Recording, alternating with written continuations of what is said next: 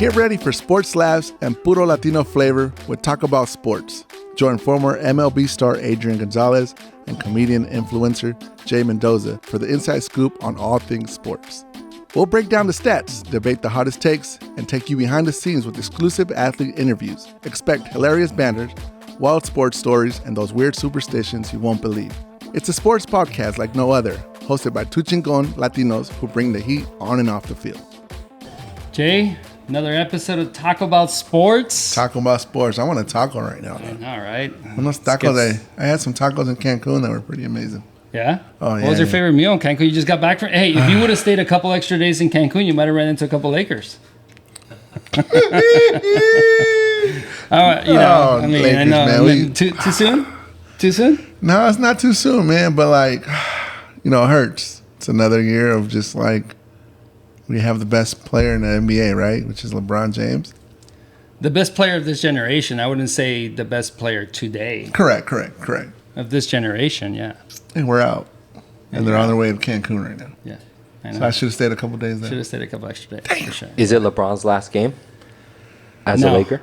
I don't think so. I think he probably rides it out, right? I would just retire Laker. I would like, personally, I think, go to another team so you're not like in the media scrutiny, so you can just kind of write it off. Maybe play with Bronny. But another team though?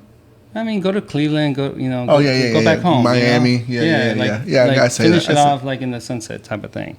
I think he doesn't need to prove anything else. At this point, he's basically done it all, right? Yeah, top 5 of all time. Doesn't need to prove anything. Like you're good. You don't need to be in the place where they expect you to win the finals. I don't think he deserves that. So maybe it's Cleveland.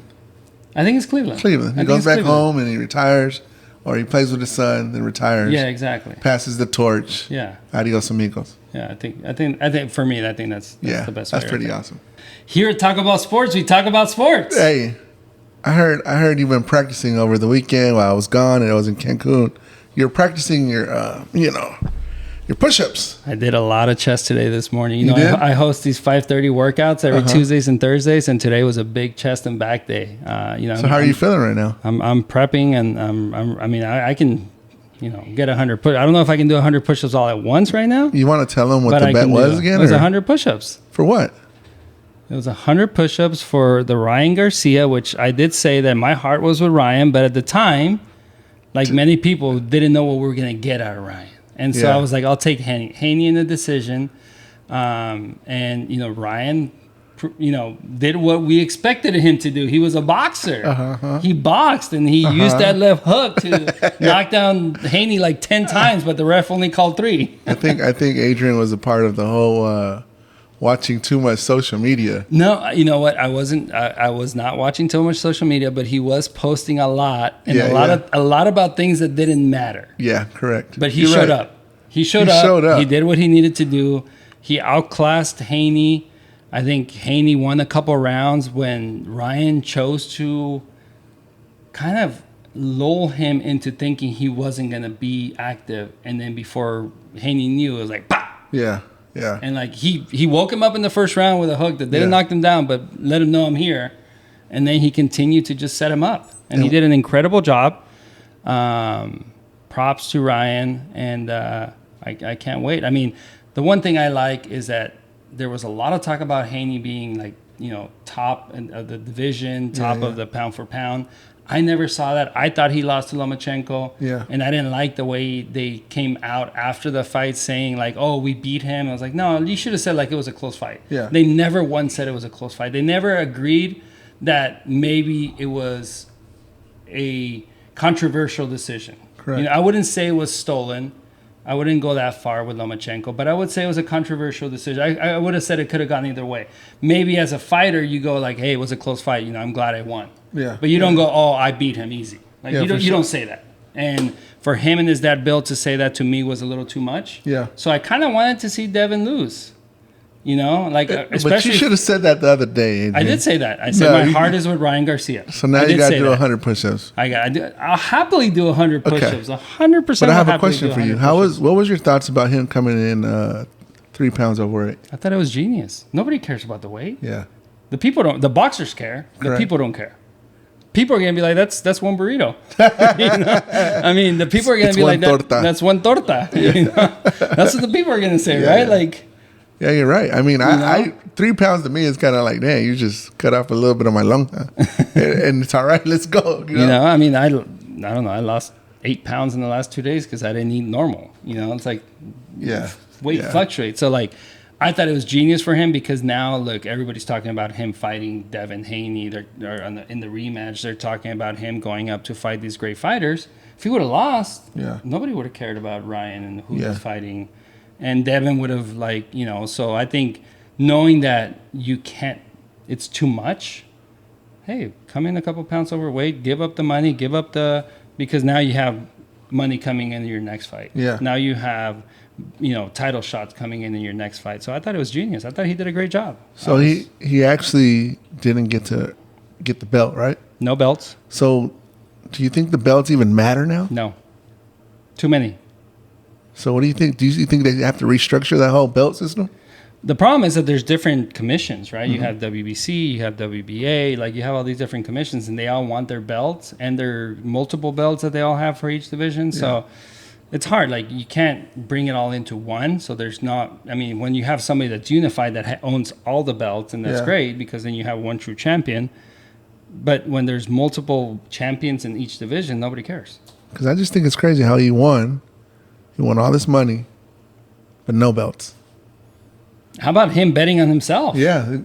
So that's kind of like, it's almost like, who cares about the trophy? Exactly. Who cares about the belt? Yeah. Well, show me the money. That's right. And he won the people, right? He won the people's belt. And I'm sure his Instagram account went from like, I think 7 million to like 12 million now. I'm going to say props, Ryan. Great job. I happily do 100 push-ups for your victory. Now this is a cut. This is a cut right here. We're going to cut to Adrian's push-ups. Be right back. We got another big fight coming up this weekend. We got Canelo against Munguia. You excited? Cinco de Mayo, right? This is another one where I'm like, on any other circumstance, I would be rooting for Munguia. I hear you're flying out the crew to the fight, Adrian. Thank you for that. Any other circumstance, I would be rooting for Munguia. Yeah. You know, Munguia's got everything that I root for, right? He's from Tijuana. He's Mexican. He's a great fighter. He's a great person. Freddie Roach trains him. You know, when I box, I'm at Wildcard. I'm saying hi to Freddie and like every little thing that I root for. But Canelo's my boy. So like I can't. So you walking out with him? You're going to be the singer walking out here with him? No, but you know, Canelo's my boy, so I can't sit here, you know, and root for Jaime because Canelo's like my boy. So like I have to root for my boy, but under any other circumstances I'll be, you know, all about Munguia. So this is a really, you know, great fight. I can't wait to see it. Fortunately for us, but unfortunately for, you know, our trip, my daughter has a golf tournament that just came up on Saturday, so I won't be able to go to the fight. I'm gonna have to watch it from home. So I've been there. Yeah, so it's I'd rather be at my kids' sports too. Yeah, exactly. Yeah. So go Canelo. But for me, I'm gonna root for Canelo, and I'm gonna, you know, if Canelo was to lose, I wouldn't be super disappointed because that means Jaime is taking on the torch as the next great Mexican fighter. Do you see that happening? I don't, but it could. Yeah, like, you know what I mean? Like, I don't see it happening, but it could. Like, Munguia's amount of punches that he throws and the pressure he keeps putting on, like, I feel like Munguia has to get knocked out for Canelo to win. Got it. Or he stopped. Yeah. Only because he's going to come at Canelo and he's going to throw so many punches that the judges are probably, and I'm going to say probably because we've seen some, you know, some very iffy judging over the last few fights. Saw, what was it, a draw? Yeah. At Ryan's fight? Yeah, somebody had a draw after knocking Devin Haney like 7 times. And, you know, only counted 3. The ref was completely on Devin's side there. Yeah, for sure. You know, not counting 2. Counting 1 is a slip when he's literally falling forward. Yeah. Like, how's that a slip? He slipped on Ryan's mitt or something. But I don't see Canelo winning enough rounds because his last 5 fights, his output isn't that much. He's more of a counter puncher now. Yeah. And you can't win without throwing punches, especially if the other fighter's throwing over 100 punches around. And that's what Munguia does. He just continues to throw and apply pressure. He doesn't back down. He doesn't walk away. He doesn't run. He comes after the fighters, and he throws punch after punch after punch. Who do you got, Jay? Who do you got on that fight? I got Canelo, bro. Because how do you bet against him? Or how do you even go against him? Like, it's just... In a circumstance like this where Jaime's actually the smaller guy. Yeah. Going up against Bivol, you're like, well, he's going up a weight class. He's fighting a champion that is bigger than him. So you can see him lose something like that. But fighting somebody smaller, lose a fight, that would be hard. Canelo. Yeah. I got Canelo, bro. Yeah, Canelo. Let's go. So we'll see. But it's going to be a great fight. Yeah. That's for sure. We're moving on. We had a special guest, Scott Van Slyke. We did. I got a chance to catch up with Scotty. When was the last time you actually spoke to him? So we text from time to time, just randomly. And, this feed of the hot foot keeps popping up on Instagram. So we're like, hey, let's talk about this. Let's talk about this. Talk about this. Let's talk about this. Talk about this and talk about sports. Yeah. Welcome to Taco About Sports. I got a very special guest here. Great teammate, great friend of mine. One of the most loved people in the clubhouse of all time, of all the teams I've ever been on, and just an incredible person, incredible family man, and just lucky to have you, Scott. Welcome. Scott Van Slyke here. First of all, let's catch up a little bit. Scott, what have you been up to? You're in St. Louis. Tell me about, the things that you're doing right now. Yeah, sure. So it's been a while. I've been out of baseball for about 5 years now. I went in 2021. I thought I had a little something in me. I went down to Mexico, felt good. Before the first pitch, I'm telling you, 3 minutes, I did my last sprint, running out, pop something in my calf, dude. I was devastated. So I was like, that's it. My body's done. And then I took about 2-3 years off. And then I started doing insurance with one of my buddies who owns a State Farm insurance business. They're independent contractors, so he's been doing that for about 12 years. I've been doing that for 3 years now. Jackson and Eli, they're 11 and 9. And then we got the two girls that came a little bit after baseball, Evelyn and Josie, and then my wife, Audrey. She's killing it. She's keeping everybody fed and sleeping well. So that's what's been up with me, man. I stop here and there. I do vacations every once in a while. I play golf on a mast. I try to keep up with people. I randomly text my old buddies in baseball every once in a while, see what they're up to. But yeah, man, you know what it's like. Yeah. You try to find time and find things to do and stay active. Yeah, I love that. One of the things that I wanted to talk about was Australia, because I always like to brag that I'm the only person to have ever stolen a base in Australia. And I think you are the only person to have ever hit a home run in Australia. That might be true. I think me and you both were fooled on my second one. I think there's some video evidence of that. But that was an awesome time. We had a glass little cruise that we had fine dining on. The experience, other than even going there and playing baseball, was unbelievable. Was it Bondi Beach or something like that? Bondi Beach, little beach over there.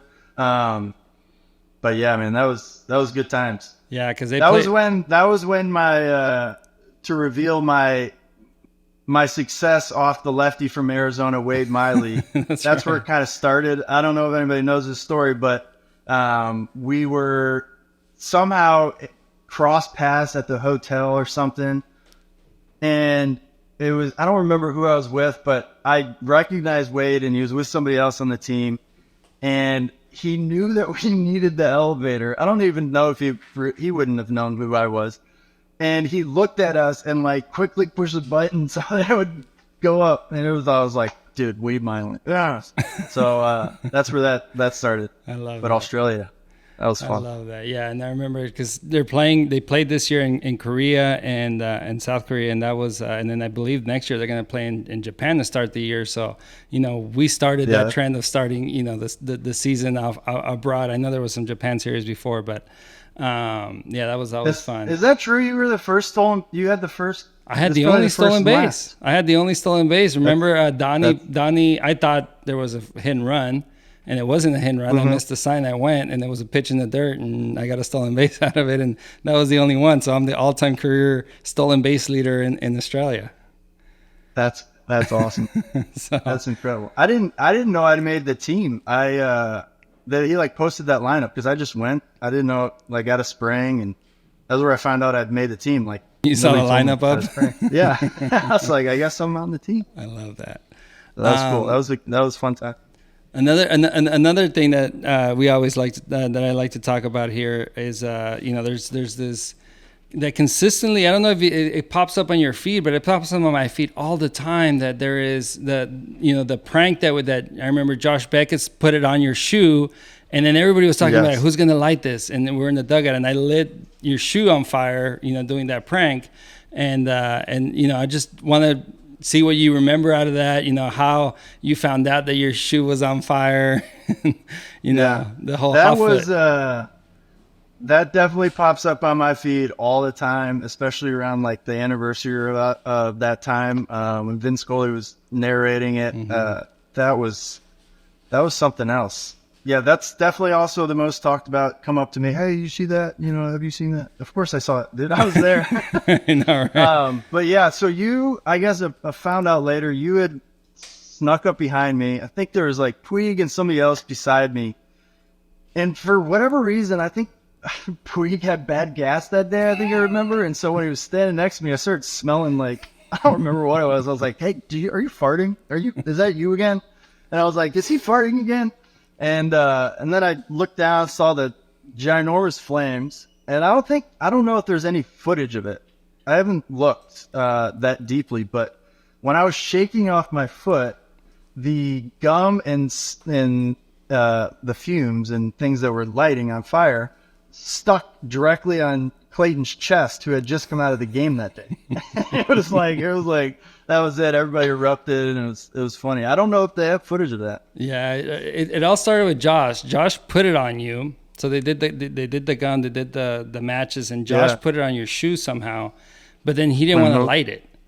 And so I was like, you guys went through all this effort just to put it on your shoe and get it on your shoe with you noticing. You got to light it now. So that's when I was like, give me that. And so I went in there and lit it. And but yeah, that's fine. Yeah, Beckett find ways to pick at me. It was fun.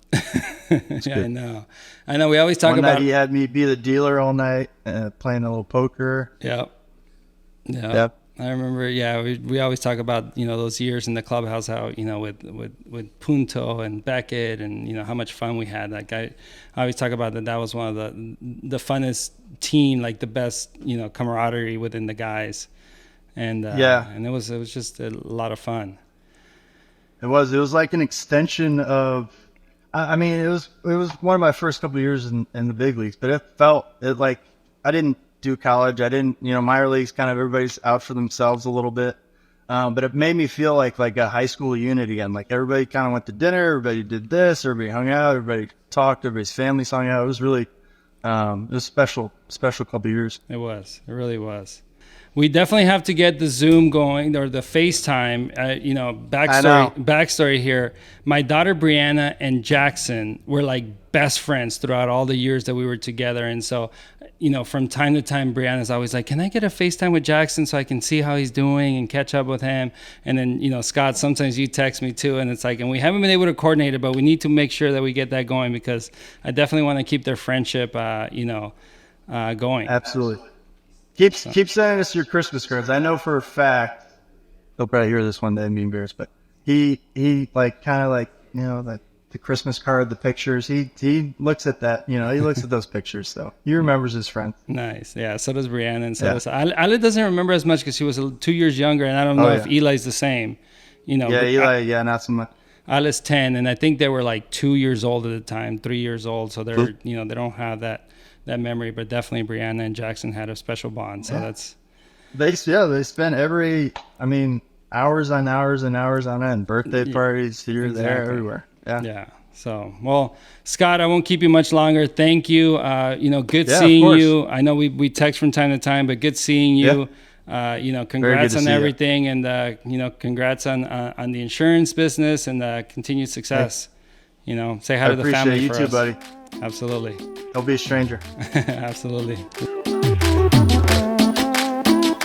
I think I got to see this side of Adrian, the prank guy. You should tell him about that Juan Uribe prank, the room service prank that you did on him. that was fun. We did a couple ones. So it started when all the boys were in Atlanta, and we ordered I don't know how many whiskeys, and they said, "Are you guys gonna use credit card or put it on the room?" I said, "I'll put it on the room." And then I looked up the rooming list, and I knew Juan Uribe's alias, so I put his room number, his alias, and signed it, and he went to go check out on getaway day. He went to and then he saw like a $3,500 bill. He's like, what? He's like, what? And he's like looking around and trying to figure it out. He had to pay it, and when he got to the clubhouse, and I could imagine Adrian straight face like this. Yeah. And you pranked him a lot too. You did a breakfast one on his room too, right? I'm getting there. So, but he never found out, or did you tell him? He found out. He found out because I told him. I was like, he was like panicking. He's like, "Who? This happened?" And he's talking, and then he asked Alex Torres, the clubhouse manager, and so little here, little there. Eventually, it's like I did it. Like we laughed about it. He's like, "I'm gonna get you back." So then we go to Detroit, and he takes out all he took like the whole team to dinner, and then he put it in my room. So I go to check out. And I have like a $5,000 bill on my rooming bill without me knowing about it. I'm like, okay, he got me. You already knew who it came from. Yeah, I knew who it came from. He's like, I didn't even go ask him. No, nothing. I didn't even. I was like, like, okay, I got you. So the next road trip, we go to Milwaukee, right? And escalating, yeah, that's right. So we go to Milwaukee, and those cards that they put in your room where you can like check off anything for breakfast. You put what time you want it to get delivered, and then you put it outside your door at night. Mm-hmm. So I look at the rooming list, and I see where his room is. And I take that sheet, and I mark every single item. Every single item. And I put 6 a.m., the first available time, 6 a.m. I put his room, everything, and I signed it. Breakfast, lunch, and I signed it, right? Yeah. We had like a 9 a.m. bus that day, so he was planning on getting up like at 8 a.m. At 6 a.m., they knock on his door. Pop, pop, pop, pop, pop. Oh, man. And he is like, he doesn't get up. They knock on his door again. Pop, pop, pop. He doesn't get up. They call his room. Yeah. And they're like, Mr. Uribe, your food's outside. Yeah. He's like, I didn't order any food. And they're like, no, you ordered food. He's like, what are you talking? He's like, oh, what? And he's like, Adrian. That's the first thing he told me. It was the first thing he thought about, right? So he goes, he opens the door. 7 carts of food. No way. 7 carts coming in. He's like, I had the best breakfast I've ever had in my life. He's like, I had a full buffet breakfast. He's like, I called the guy that was next to me to come eat some of this. He's like, we had enough guys come by to eat the food, but at this point he had to just share the food. Huh? He had to, but it was fun. It was a good prank. But those are good pranks to do on people, like fill out those cards and have them wake up and stuff. I like to prank people when we go to dinner and we like to say that it's their birthday. Yeah, we're like, oh, it's Adrian's birthday. Yeah, let it come out. They start singing. It's hilarious. They're like, what the hell? It's not even my birthday. Like, exactly. No, it's today. Today's your birthday. I know. Get a free dessert at least, right? Yeah. But anyways, it was good catching up with Scotty. It's good always having a good clubhouse talk and talk about those fun stories. What'd you guys think about the Chargers, Adrian? NFL draft? Yeah, what happened there? I thought they were taking a receiver.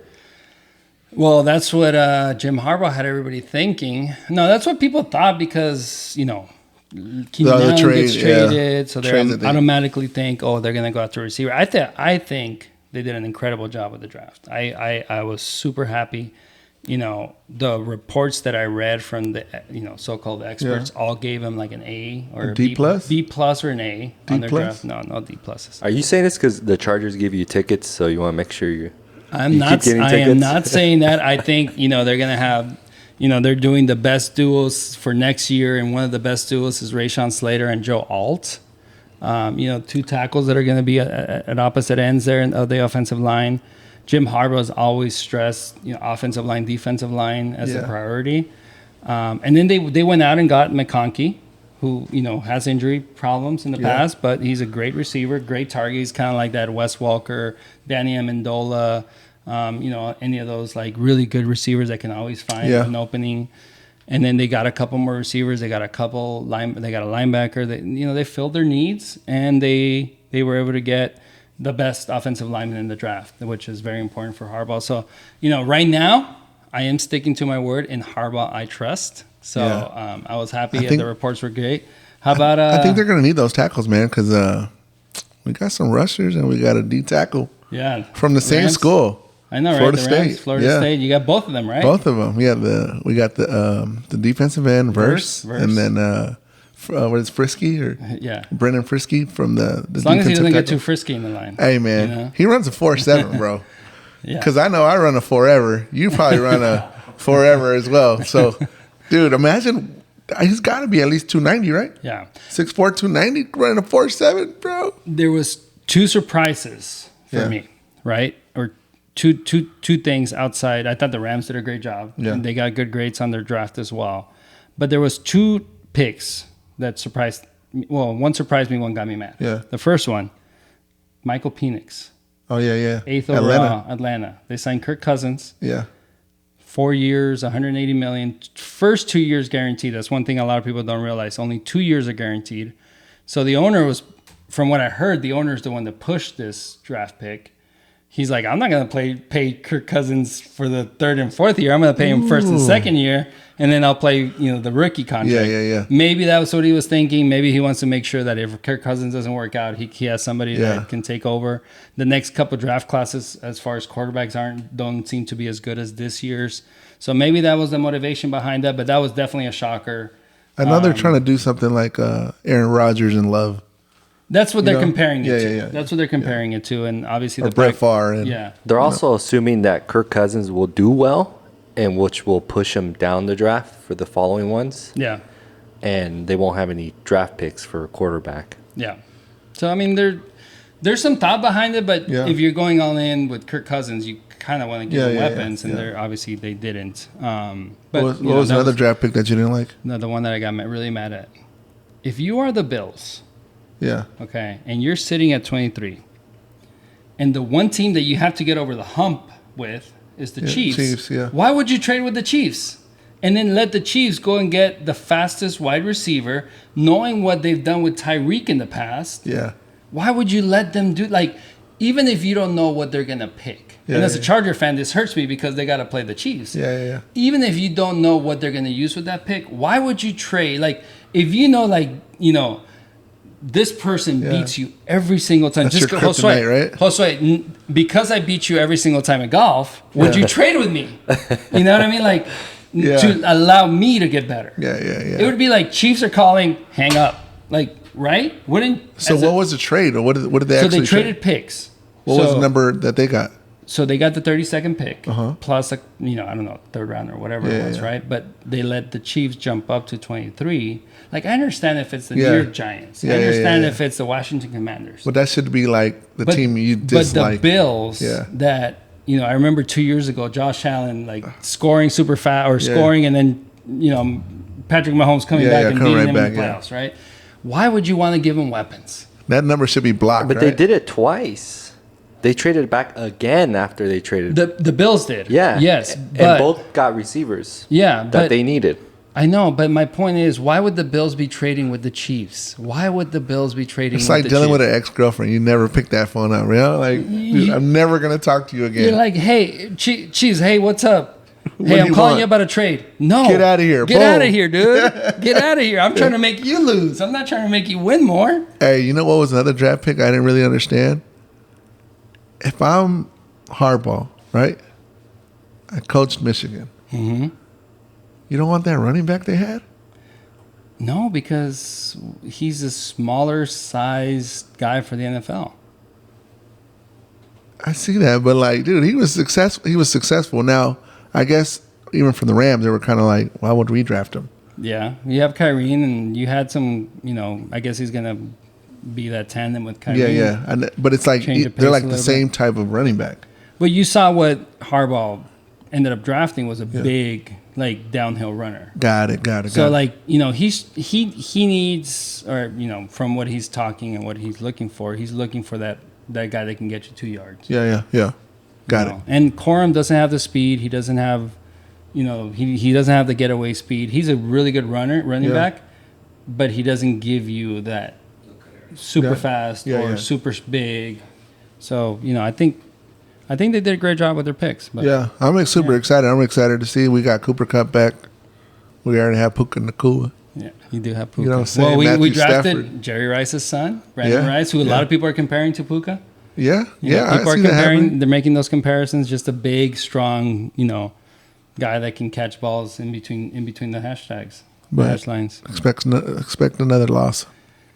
We'll see about that. We're gonna have to do a push-up bet with who wins more games this year. Come on, bro. You already know. Like you want to do more push-ups? Hey, you're the one that's gonna be doing push-ups with that So bet down the line, far, I haven't really lost that many bets. So I think we got to keep a counter. Yeah. How many times I've won and how many times you've won. All right. Well, Adrian, episode number 3, number 4. I don't know where we're at, but episode number whatever it is. we're gonna go to like we're talking about sports here. We give you hitos right here. We let them know what's going on in the sports world. Hey, you wanna go get some tacos? Let's go get some tacos. All right, let's go. Let's do it.